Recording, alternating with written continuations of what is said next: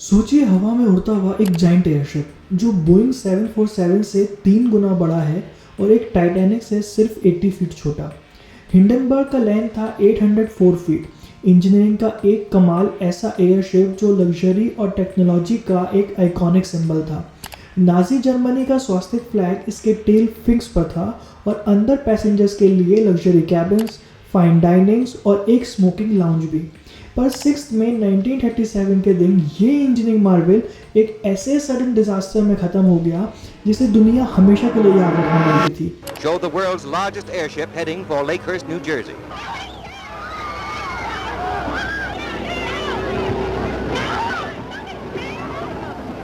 पर सवाल ये है, हिंडनबर्ग डिजास्टर क्यों हुआ? एक एक्सीडेंट या फिर किसी कहानी की साजिश या फिर कुछ और ही गेम चल रहा था? आइए इस राज को समझते हैं जो आज तक अनसॉल्व्ड है।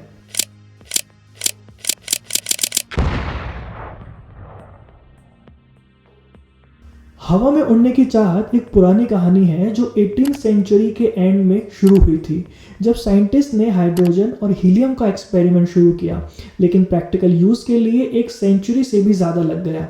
फिर फर्डिनेंड वॉन ज़ेपलिन ने 1900s में अपना पहला रिजिड फ्यूल्ड एयरशिप LZ-1 बनाया। पहले कुछ एक्सपेरिमेंट्स फेल हुए, पर ज़ेपलिन की डेडिकेशन रंग लाई। जर्मनी गवर्नमेंट ने उनके एयरशिप को सपोर्ट किया और देखते देखते एक पूरा फ्लीट बन गया। वर्ल्ड वॉर 1 के टाइम इन एयरशिप्स ने दुश्मनों के शहरों पे बॉम्ब गिराकर एक अलग ही टेरर मचाया हुआ था।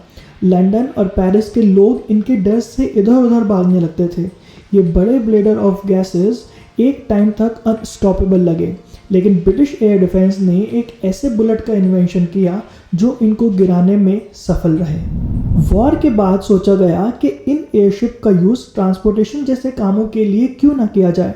1919 में अटलांटा क्रॉस करने का फर्स्ट फ्लाइट ट्रायल कंडक्ट हुआ, लेकिन ये पॉसिबल हुआ 1928 में जब ग्रैंड ज़ेपलिन लॉन्च हुआ, जो बनाया था ह्यूगो एक्नर ने, जो ज़ेपलिन की डेथ के बाद उनके सक्सेसर थे।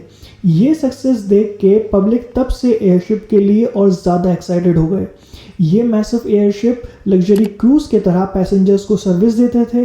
1929 में इसने एक historic round the world trip भी किया और इस एयरशिप ने टोटल 590 फ्लाइट्स किए, जिसमें 144 ओशन क्रॉसिंग्स इंक्लूडेड हैं। ये सक्सेसफुल प्रोजेक्ट ने रास्ता बनाया हिंडनबर्ग के लिए।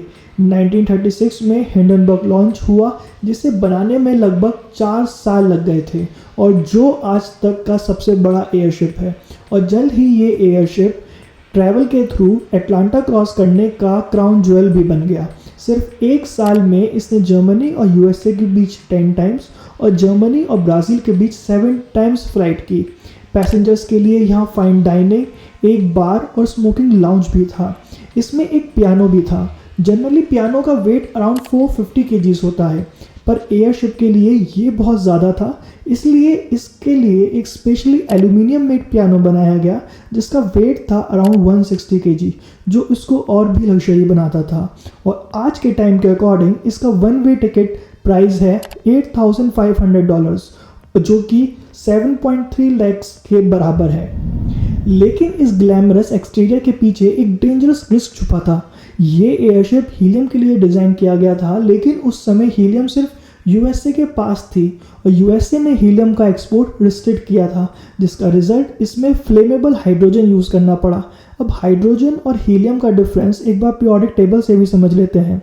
हाइड्रोजन पीरियोडिक टेबल में फर्स्ट नंबर पे आता है, इसलिए ये सबसे लाइट एलिमेंट है जो ईजिली एयर में फ्लोट कर सकता है, बट ये हाईली फ्लेमेबल भी है, इसलिए हीलियम यूज़ करते हैं जो वेट में स्लाइटली ज़्यादा है बट सेफ है।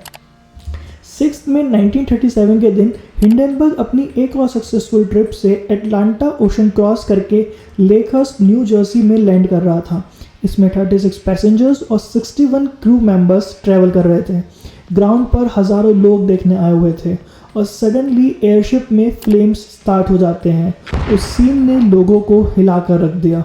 न्यूज़रील कैमरास चल रहे थे और उस सीन को देखकर एक रेडियो रिपोर्टर हब मॉरिसन के मुंह से निकल गया, "ओह द ह्यूमैनिटी"। सिर्फ 37 सेकंड्स में हिंडनबर्ग आग की लपटों में जल गया। आई विटनेसेस शॉक में रह गए। सर्वाइवर्स ने बताया कि कुछ लोगों ने एयरशिप से जंप करके अपनी जान बचाई, लेकिन काफ़ी लोग इतने लकी नहीं थे। एक पैसेंजर जो जॉन पेनिन, जो अपनी वाइफ को बचाने के लिए गए थे, पर दोनों ही मर गए। कार्ल ओथो क्लीमेन, एक शिप फोटोग्राफर जिन्होंने एक विंडो के थ्रू जंप करके अपनी जान बचाई, लेकिन अपने फ्रेंड को बचा नहीं पाए। डॉनर फैमिली का सेक्रीफाइस तो एक अलग ही स्टोरी है। मिस डॉनर ने अपने 2 बेटों को बचा लिया, लेकिन उनकी बेटी और हस्बैंड जलते एयरशिप में खो गए। जो लोग एग्जिट या ओपन एरिया के पास थे, उनका सर्वाइवल रेट काफ़ी ज़्यादा था। जैसे डाइनिंग रूम में या लार्ज विंडो के पास जो लोग थे, उन्होंने जल्दी से जंप करके अपनी जान बचाई। क्रू के लिए सर्वाइवल एक लक्की मोमेंट था। जो एग्जिट के करीब थे, जैसे कंट्रोल और इंजन कार में, उनके चांसेस ज़्यादा थे, और जो इनसाइड ट्रैप थे, उनके लिए ऑलमोस्ट कोई होप नहीं थी। मगर ये डिज़ास्टर कैसे हुआ? जब इसकी इन्वेस्टिगेशन हुई तो इसमें 3 थ्योरी सामने आई।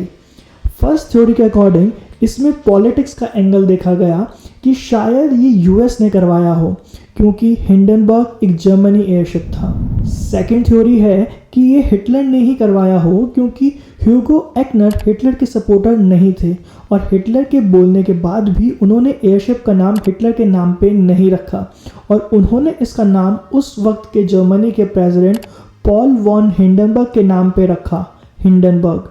लेकिन इन्वेस्टिगेशंस में इन दोनों थ्योरीज का कोई एविडेंस नहीं मिला।